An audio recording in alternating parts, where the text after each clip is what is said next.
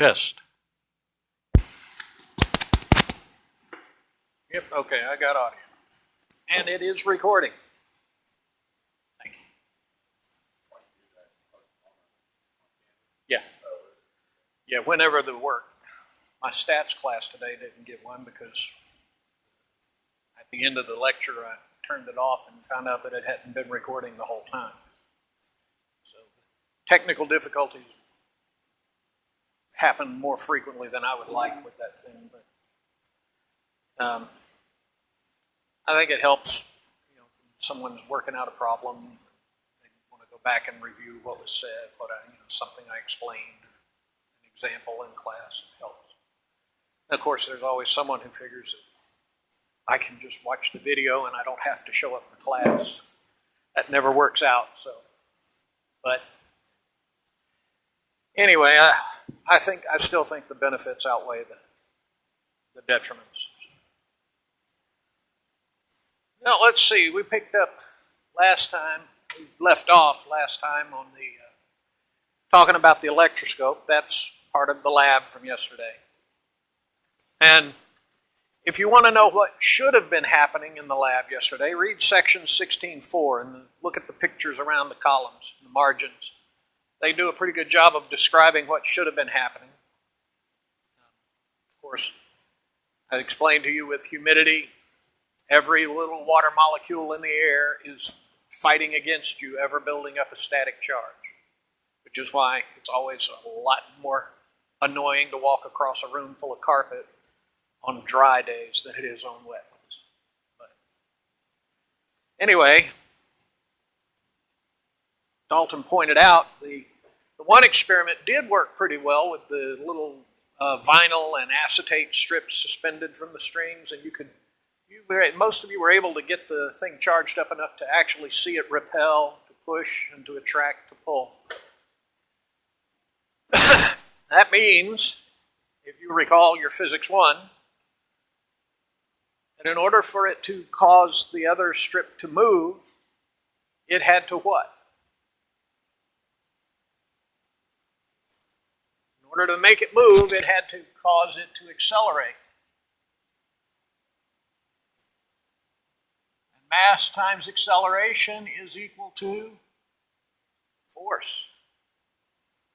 That means when you have charged particles, they exert a force on other charged particles. And we can quantify, we can actually calculate that force now. And that's Coulomb's law.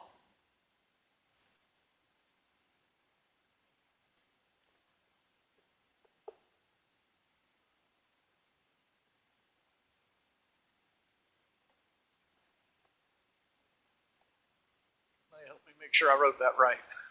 KQQ over R squared. There we go. Q1 is the charge of one particle. Q2 is the charge of the other particle.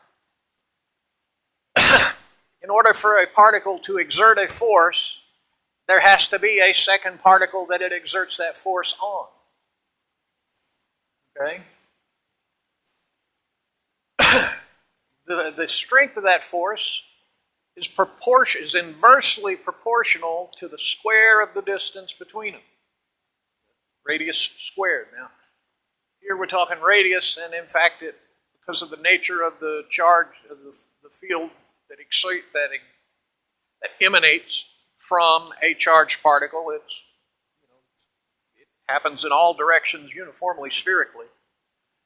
I'm getting ahead of myself here, but the field that emanates from a point charge is spherically symmetrical, so it's reasonable to talk about it as a radius. But in general, what you need to remember is that this R is just the distance between the two. It's the straight line shortest distance between the two charges involved, Q1 and Q2. And K, we had to look it back up again. It's what, 8 times 8? 8.988 times 10 to the 9. Remember that index card we talked about? This would be a really handy thing to have on your index card.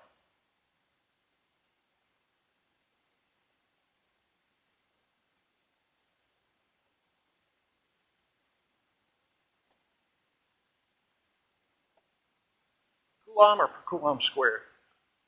Per Coulomb squared.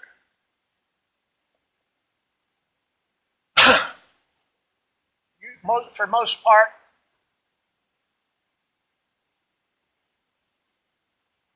you can just remember it as 9 times 10 to the 9. And that'll be close enough in pretty much all the problems we're going to be working.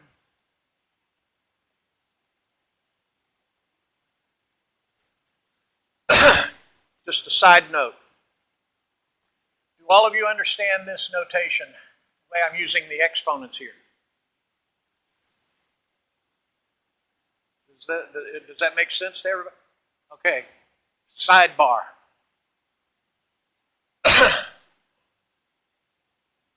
X to the power of 0 for any value x is always equal to 1. Anything raised to the power of 0, by definition, is always 1. X to the power of 1 is x.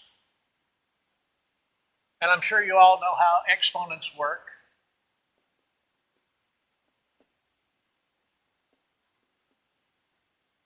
It's just that multiplied by itself that number of times. But for x to the minus n, that by definition means 1 over x to the n.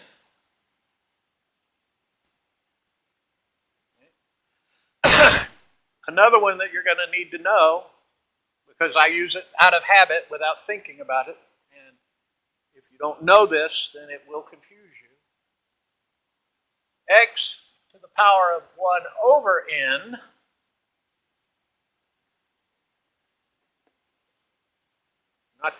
it would be the nth root of x. So x to the 1 over 2 equals the square root of x. X to the 1 over 3 equals the cube root of x. And yes, that's a 3.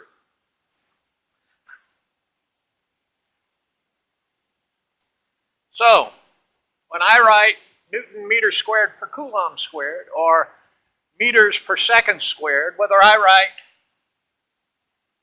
meters per second squared or meters per second squared, they both mean the same thing. Does everyone see how that works? Say again? Oh. All right.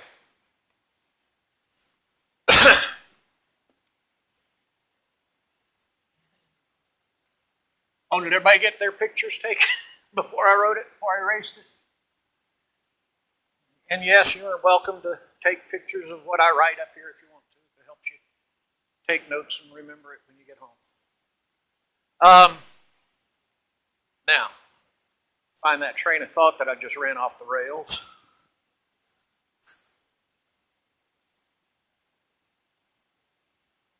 Okay.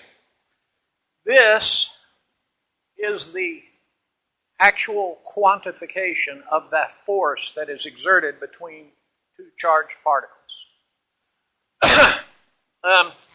Again, talking about that index card. The fundamental electrical charge, it's the magnitude of the charge of an electron is 1.602 times 10 to the minus 19. Oh, please tell me I wrote that right. Times 10 to the minus 19 coulombs. There, you can add the second two. Actually, 1.6 will probably be more than adequate for the problems that we're going to do.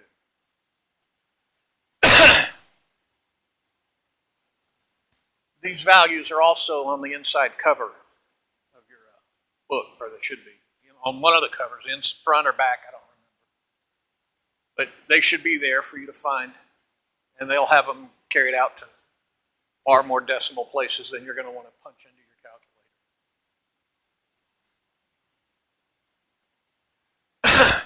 That's the magnitude of an electric charge, the charge of an electron. But if we're talking about an electron, then the charge of an electron is equal to minus 1.6022 times 10 to the minus 19 coulombs. And the charge of a proton is equal to plus 1.6022 times 10 to the minus 19 coulombs.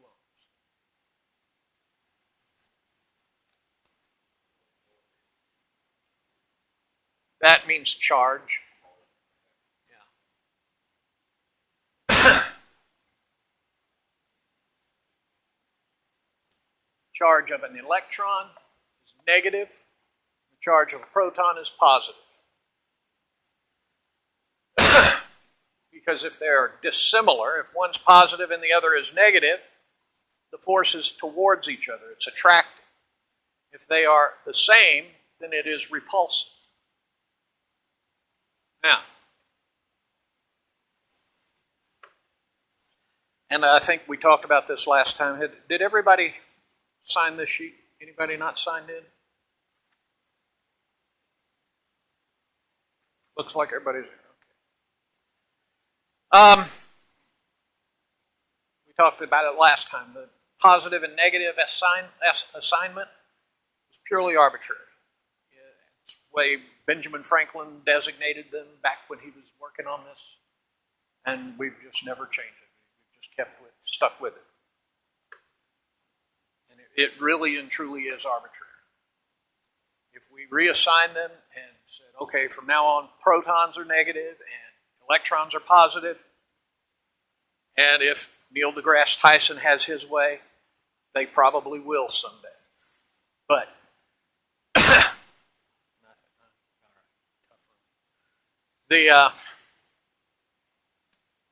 I still haven't forgiven him for saying Pluto's not a planet. That's another story.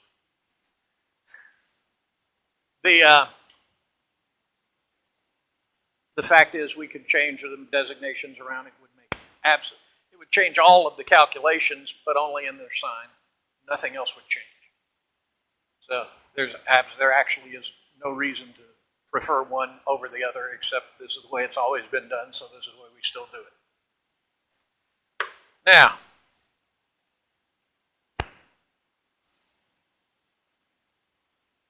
let's work through an example they use here in the book. You know what? I will go ahead and show you this.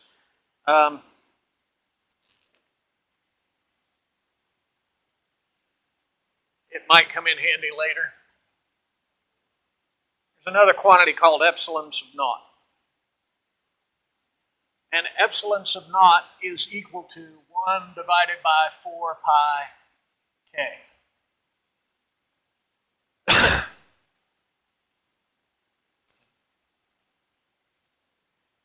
Now, algebraically, if you rearrange this, you can multiply both sides by k, divide both sides by epsilon sub naught. You end up with k is equal to 1 over 4 pi times epsilon sub naught. All right? Everybody see how I make that? I don't want to skip steps if you don't see what I did. Point is, you can also write this equation as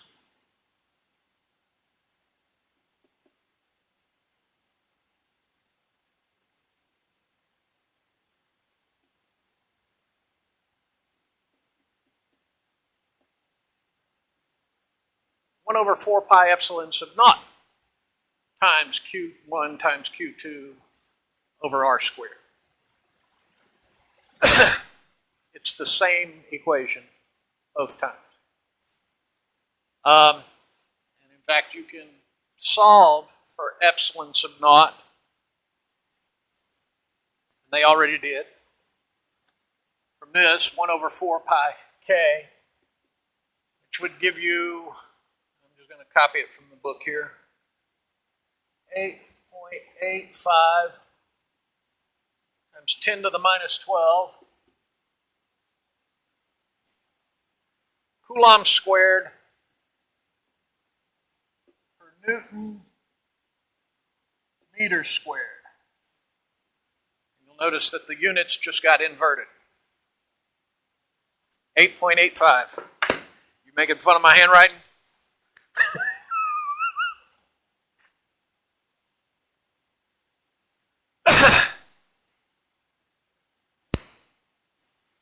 You think my handwriting's bad right now? Try sitting through one of my 8:30 classes when I haven't had much coffee yet.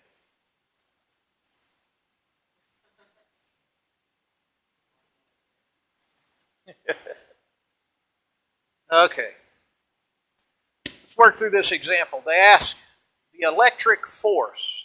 So what is the force exerted on an electron by a proton? Well, by the way, does anyone know the name of this equation?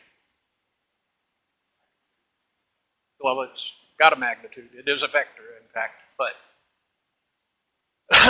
this is called exactly Coulomb's law.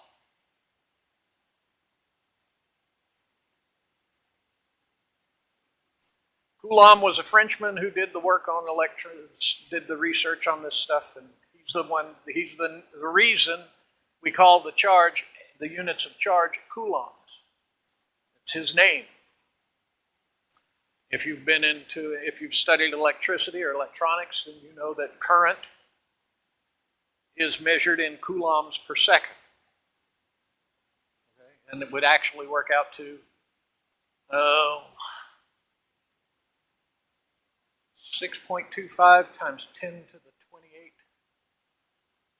coulombs per second. No, electrons per second. Yes. 1 coulomb per second is 1 amp of current. So if you have 1 coulomb of electric charge passing through a point in a wire every second, that is 1 amp. And that would be, in order to get that 1 coulomb, you would need 6.25 times 10 to the 18 electrons. I think that's right. How would you calculate the number of electrons necessary to produce 1 coulomb of charge?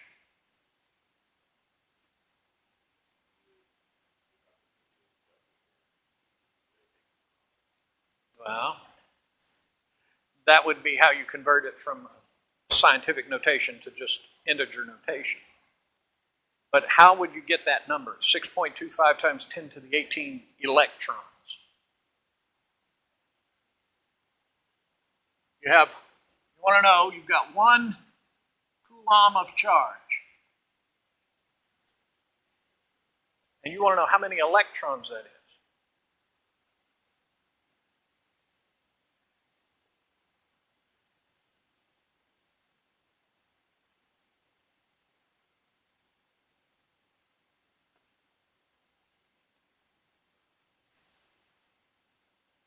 There's 1.6022 times 10 to the minus 19 coulombs in every electron. Well, no, you just take the reciprocal of that. You take 1 coulomb, coulombs cancel, and this is, when you divide by, because this may not be obvious to everybody, so let's do this, let's add this to that sidebar about algebraic manipulation.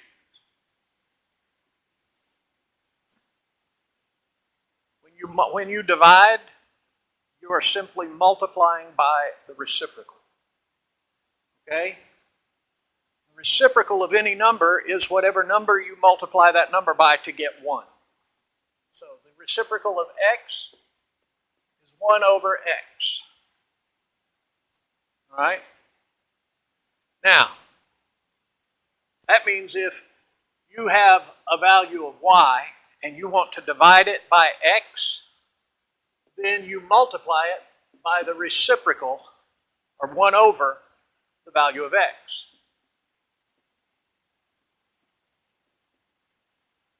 That's division, multiplication by a reciprocal. In terms of unit analysis, we know we have coulombs, and we want to divide by coulombs per electron. Well, all we then do is multiply by the reciprocal of coulombs per electron. And that means we're multiplying by electrons per coulomb. Those cancel, and we're left with the number of electrons.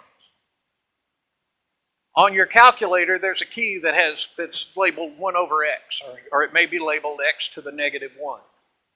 That's your reciprocal key. Everybody get out your calculator. Punch in 1.6022 E or X or whatever you have to push to get your scientific notation. But type this in, 1.6022 times 10 to the minus 19.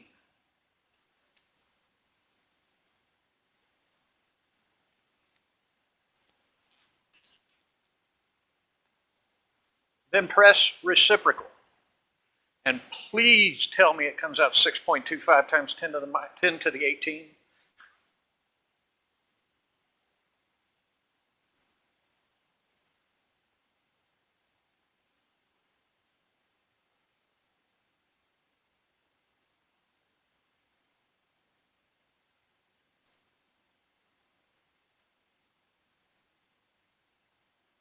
Anybody hit it yet?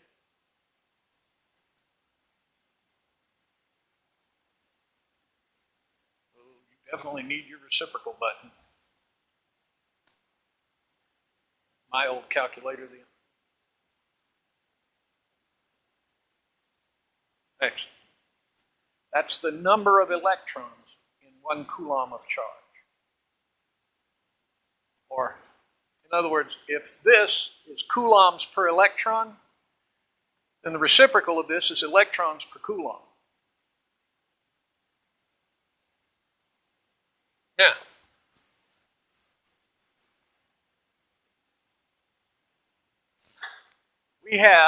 we're talking about the force that a proton exerts on an electron. So, first we need K, which is 9 times 10 to the 9 newtons meters squared per coulomb squared, times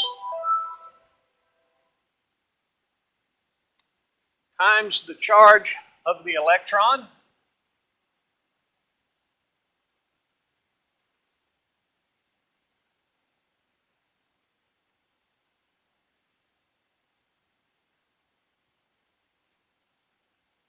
times the charge of the proton,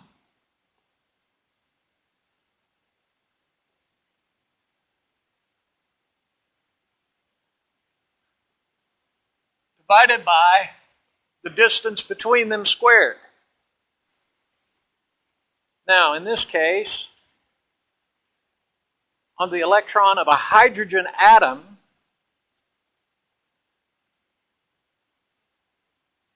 where they give us the radius is, 0.53 times 10 to the minus 10 meters.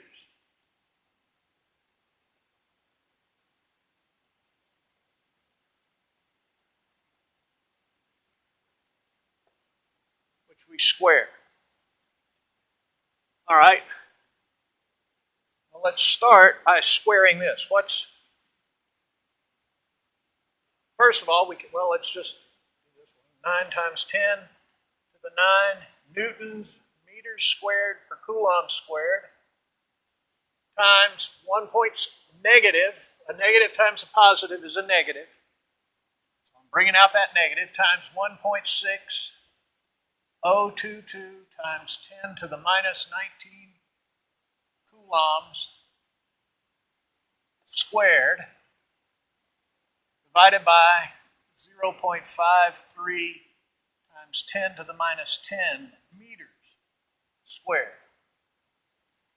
All right, before we start punching in the numbers, let's look at the units. Because we are looking for a force, right? And what units would a force be in?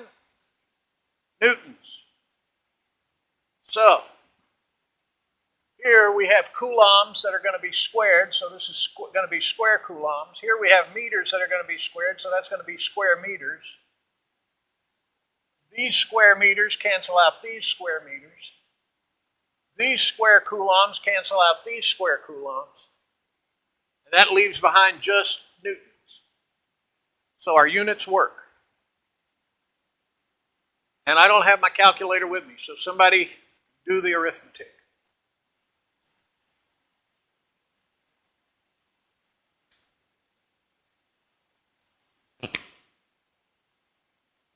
That's to the minus 10.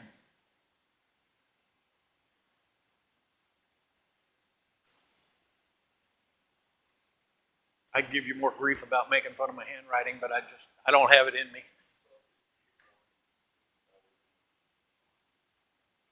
No.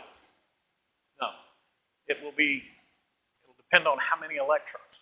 What was the charge on that vinyl strip you were holding yesterday, and the charge on the acetate strip whenever they were being attracted? It was negative, but we didn't have any way of knowing what the actual charge was. It would have been however many extra electrons got deposited on that strip, that number times 1.602 times 10 to the minus 19.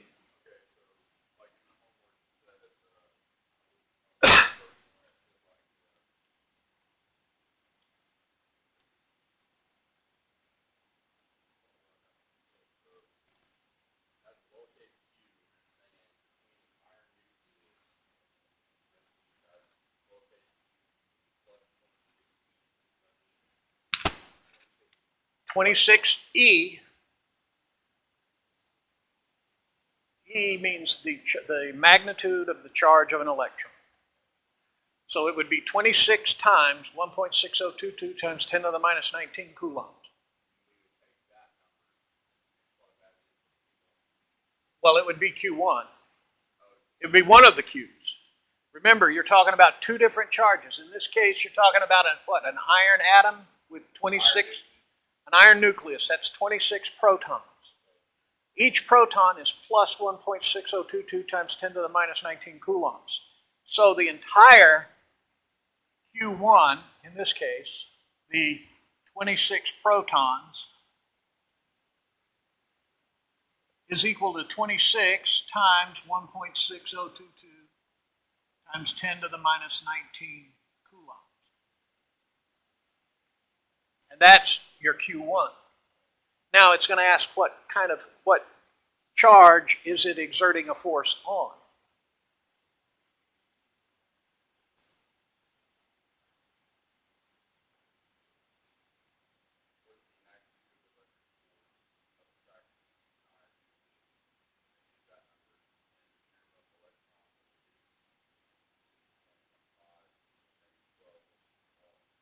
That's your R. 1.5 times 10 to the minus 12 would be the radius, for the distance to the innermost electron.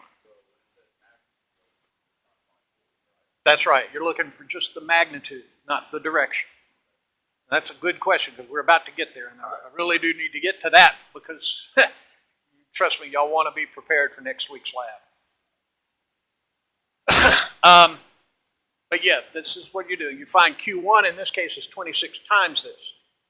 Other times the problem might tell you that this charge has 5 times 10 to the minus 6 coulombs, and this charge has 9 times 10 to the 9 coulombs. Whatever, they may give you the numbers. Okay. Or they'll do something like this and tell you it's 26 protons, and you have to multiply to get the total charge.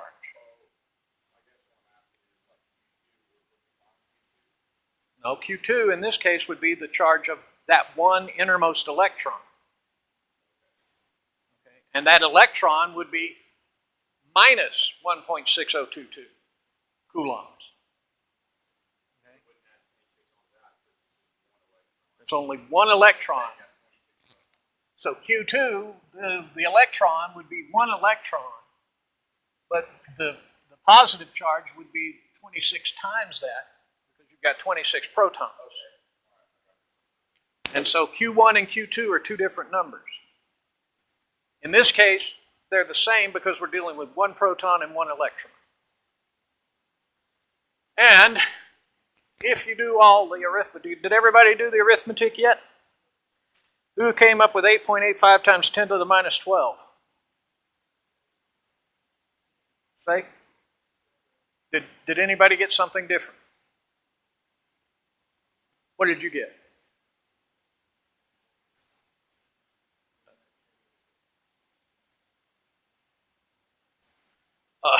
Okay.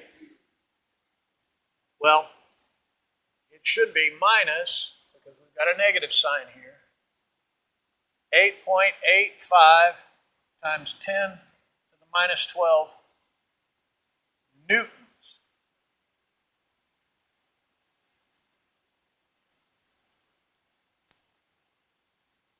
No, not, wait. 8.2, not 8.85. Oh, I'm reading the wrong number. 8.2 times 10 to the minus 8. Sorry about that, fellas. Minus 8.2 times 10 to the minus 8. Now they're newtons, and they're not including the negative sign. Why not?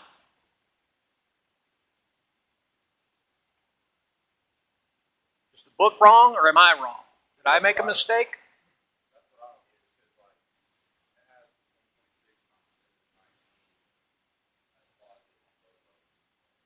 That's right. Did they make a mistake? Did I make a mistake? Read it carefully. They say the magnitude of the force. All right? So, magnitude can't be negative. They're saying we're not worried about the direction of the force. They're not looking for the vectors, the vector. This equation gives you a vector. This is a vector. This is a vector. Okay? The direction will be determined by the sign. If they're opposite, the product of the charges is going to be negative, meaning it's going to be an attractive force, that the vector is going to be pointing back towards the charge that's exerting the force. If they're both negative, or if they're both positive, then the sign of the force will be positive, meaning that it's a repulsive force. It's pushing the other one away.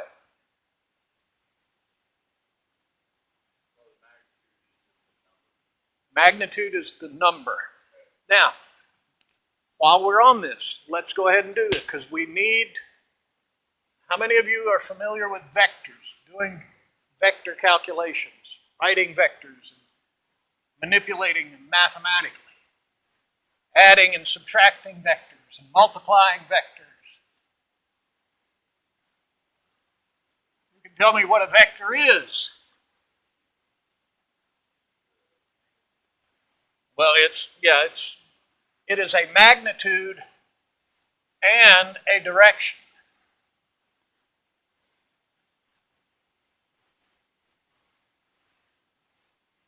Now, when all they ask for is the magnitude, doesn't matter what the sign is, because they're just looking for how big the number is. How big is the force? How strong is the force? If you want to know the direction, you have to keep track of the signs. Now, there are two ways to write a vector. There are polar coordinates, or circular, or spherical, and then there are rectangular.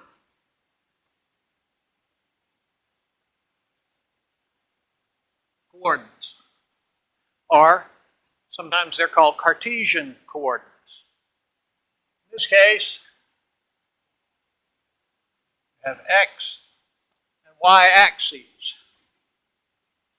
In this case, You have an origin and an angle.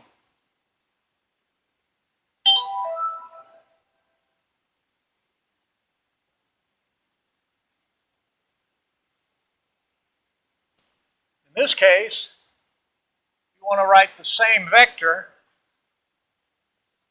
that has a magnitude of r and an angle of theta. You would actually write the vector sum of r sub x plus r sub y.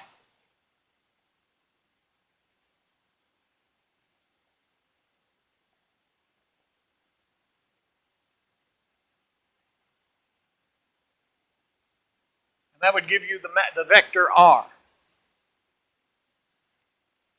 Over here, you would just write r at an angle of theta. Okay. These are polar coordinates. These are rectangular coordinates. Typically, you will find that in rectangular coordinates, you use what are called unit vectors. You have a single vector along the, I'm going to start over right here.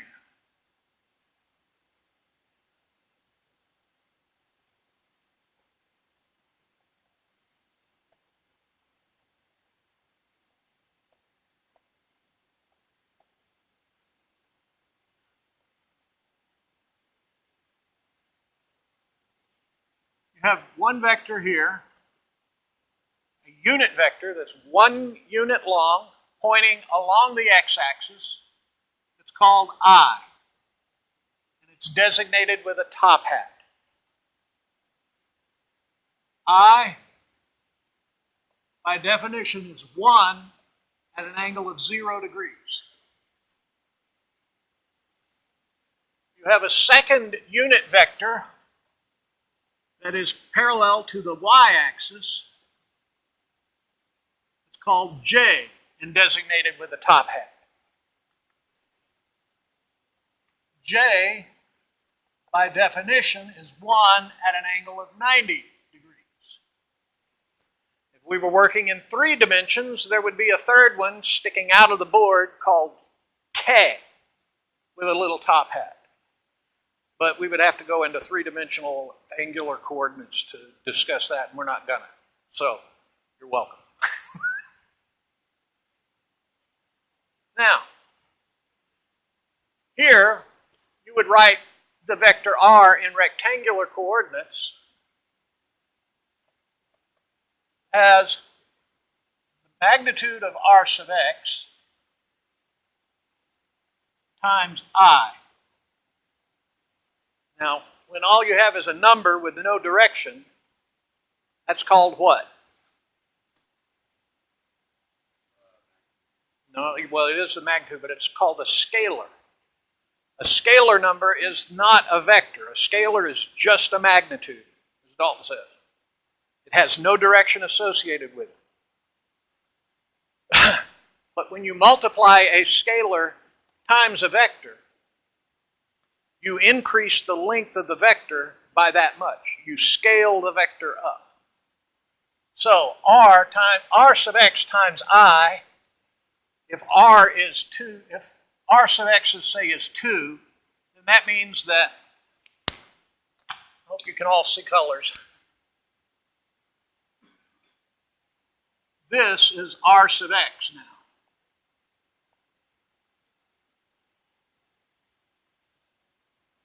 Okay?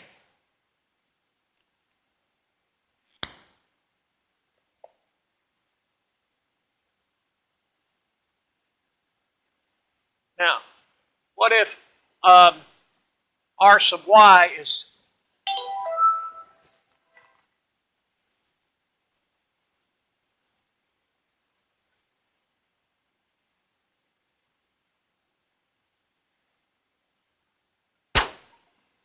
again, somebody please remind me not to leave that confounded thing there. Now let's say r sub y over here is 3. That means we've got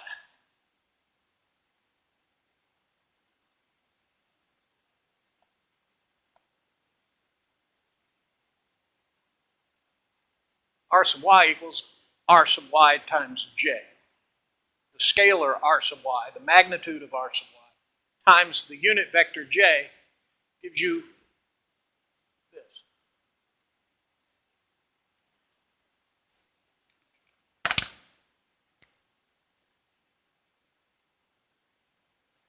Now in this case, that would be 2 times I plus 3 times j. That is this vector r. Now, what does that vector actually look like? Well, it's the vector sum of these two vectors.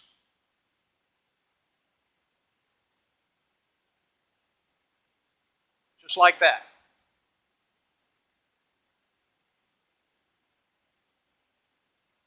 It has a magnitude, r, and some angle theta. Who can tell me how you would calculate the magnitude of r?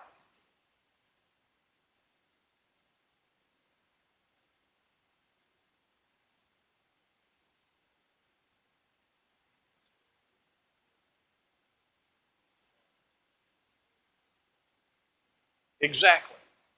Remember the name? Pythagorean theorem. The hypotenuse of a triangle, here is, get it off of this grid so it's not quite so messy anymore.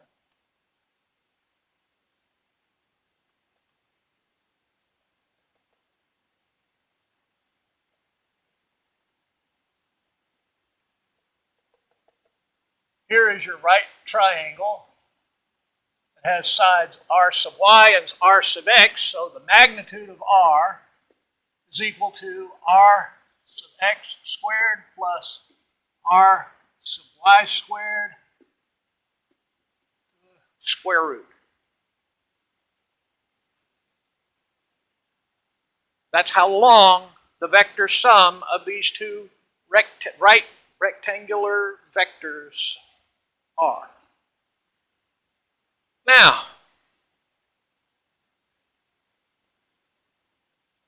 somebody dig out your trigonometry from the deep recesses of your memory and tell me how you would calculate the angle theta.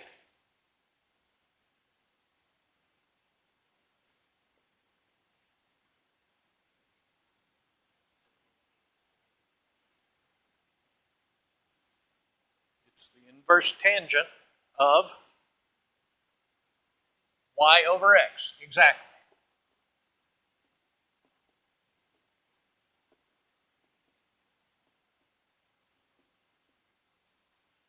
But I'm going to caution you now, okay? This is one of those times when your calculator will give you the wrong answer. And it has to do with domains and inverse functions. This is an inverse function, which means it is only valid over a finite domain. In the case of tangent, it's from minus 90 degrees to plus 90 degrees. That means it's assuming that theta is somewhere here. If your vector is pointed out here, and you ask for this angle theta, your calculator is going to give you this angle theta. Because when you put it, the tangent of theta is always equal to the y coordinate over the x coordinate. Always. That means here, your y coordinate is this, your x coordinate is this, minus x. And your tangent is going to come out as minus y over x,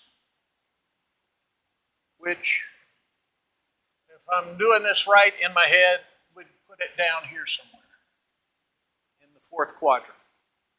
The point is, you find out what this angle has to be, but then you use the calculator to do the arithmetic, but then you have to do the math in your head. You have to know, which quadrant am I in? Which direction, generally speaking, which direction should this vector be going? If you know that you're over here in this quadrant, you know you've got to be somewhere between 90 degrees and 180 degrees. Maybe it's 150, maybe it's 140, you don't know, but you know it's somewhere between 90 and 180. If it then gives you a number of minus 30, somewhere down here, then you know you're in the wrong quadrant. You've got to figure out whether do you add 180 degrees, you subtract 180 degrees, but it's up to you to figure out what quadrant you're in. This is one of those times when you have to do the math. The calculator will do the arithmetic. Can't beat it for that. You can't trust it to do the math. Now, this is how you convert a rectangular or Cartesian coordinate vector into polar coordinates, where you now have r at an angle of theta. What if you were given r at an angle of theta, right here, and you wanted to turn it into a rectangular? You wanted to convert it to rectangular coordinates. You need to take r and find r sub x and r sub y. Well, r sub x is simply equal to r times the cosine of the angle, theta. R sub y is equal to r times the sine of the angle theta. So, here's what you need to write down.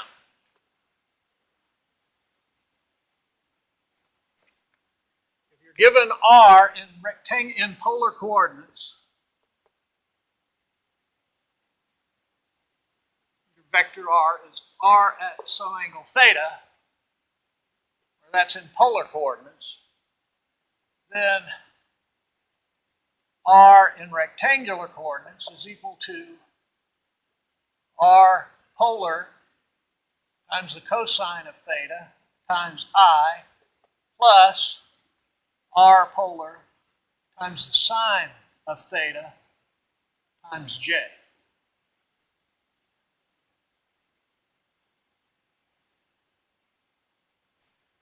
That is how you convert between rectangular and polar coordinates.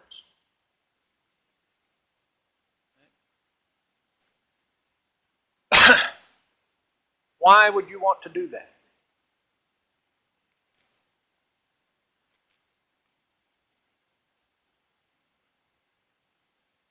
Anybody?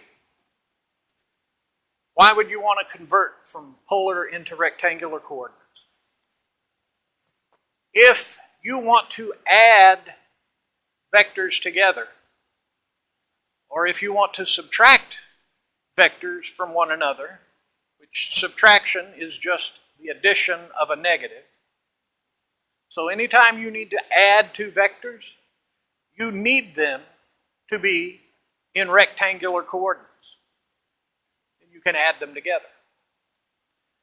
If you want to multiply two vectors, or if you want to divide two vectors, which is just multiplication by a reciprocal, then you need them in polar coordinates. I don't think we're going to be doing any multiplying and dividing of vectors in this class, but we are going to be doing some adding vectors. When we start talking about Coulomb's law, and especially when we get to the vector field next week.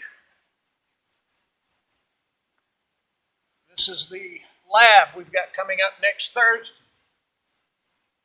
We're going to be ready for it because we're going to keep doing some more of this.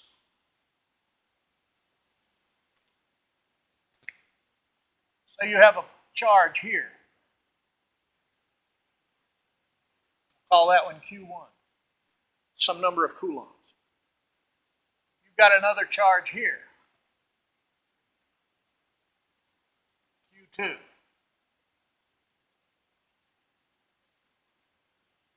There is the R. That's the distance between them. Well,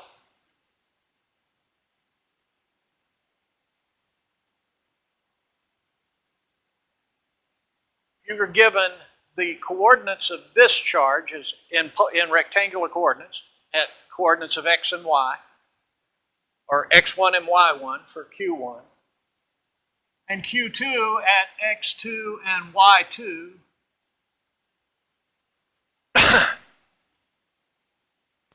What's the distance between them?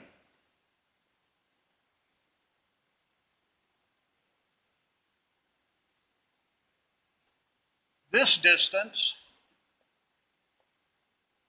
is x2 minus x1.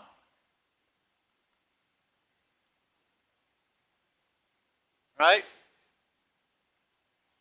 This distance is y2 minus y1. So R, the magnitude of R, is equal to x2 minus x1 squared plus y2 minus y1 squared to the square root.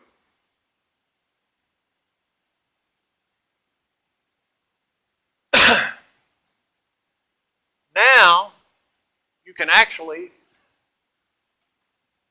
not even bother taking the square root, because when you look for the force, the magnitude of the force between these two charges,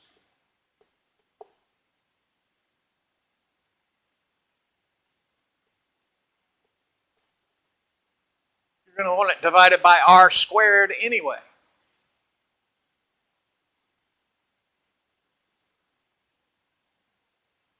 That is the magnitude of the vector force between these two charged particles. Now, if they're charged alike, it's repulsive. If they're charged differently, it's attractive. But that is the magnitude of the force. What is the angle of that force vector?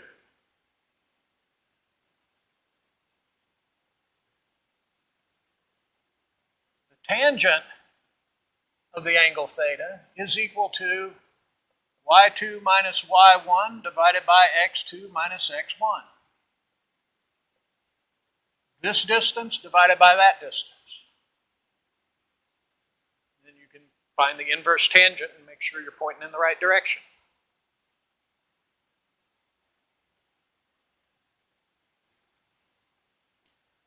Now here's where it starts getting tricky, and you're going to have this in your homework.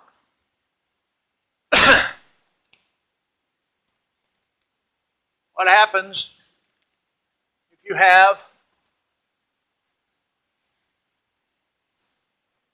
three charged particles, Q1, Q2, and Q3?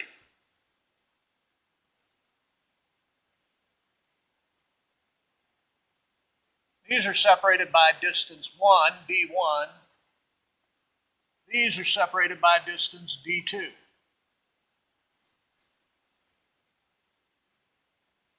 The total distance, d, is equal to d1 plus d2.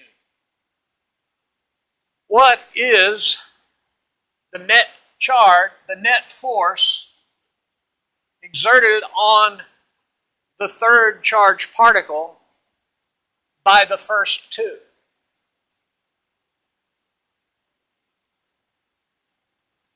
Well, the force exerted by this one, now this time they're in a straight line. Okay, so we don't have to worry about angles because we know they're all operating in one line. All we have to worry about is the magnitudes. We know that the force exerted on Q3 by Q1 is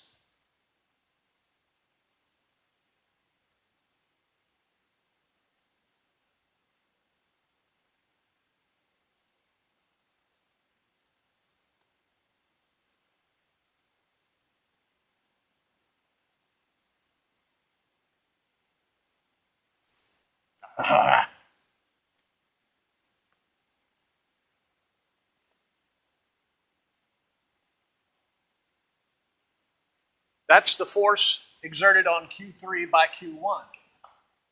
What's the force exerted on Q3 by Q2?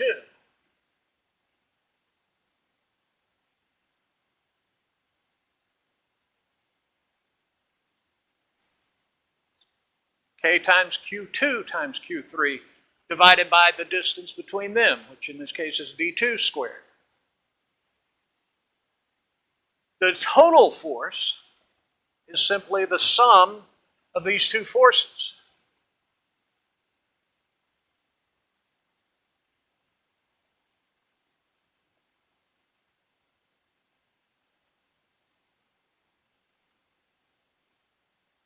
Now, I don't think you're going to have any that work in 2 dimensions in your homework problem for this week in your homework set. This will generalize to this. And we're going to work on that next week when we start talking about electric fields. Because that is our next lab. And before y'all leave, I want to give you, I know it's past time, I've just got to shut up and let you go home. But before y'all leave, I want to give you all a heads up on what's coming next week.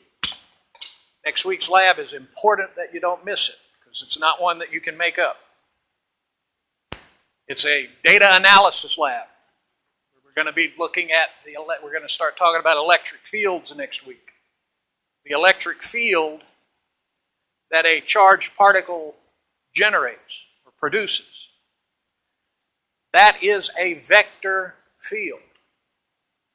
In my experience, it is one of the more difficult concepts for people to wrap their mind around. Not because it's difficult to understand, but because it gets so complicated.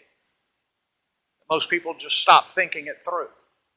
So what we're going to do in lab next week is we're going to sit down and we're going to calculate vectors in a vector field from 2-point charges. We're going to draw the vectors and really drive home the idea that everywhere this vector field is it's everywhere in that field, everywhere in that 2-dimensional area, there are vectors. And they form these patterns, and you'll be able to see the symmetry as we do the calculation. Okay? And it's going to seem like a daunting task when we start. And very quickly, we're going to find out that you only actually have to do about 1/4 of it, because the rest you can do by symmetry.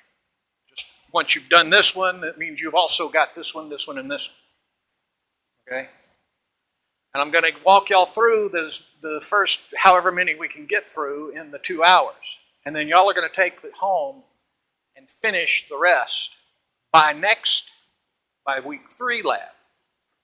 Because in week 3 lab, we're going to use that same chart that you graph out, that same vector field that you graph out, to plot out the equipotential surfaces that you will actually measure here in the lab. And this should give you a real hands-on, intuitive understanding, not only of what exactly a vector field is that we're working with, that we're talking about here, but it'll make it very real for you in the relationship between that electric field and the potentials that it generates, the potential surface, the gradients and things. Now, I know.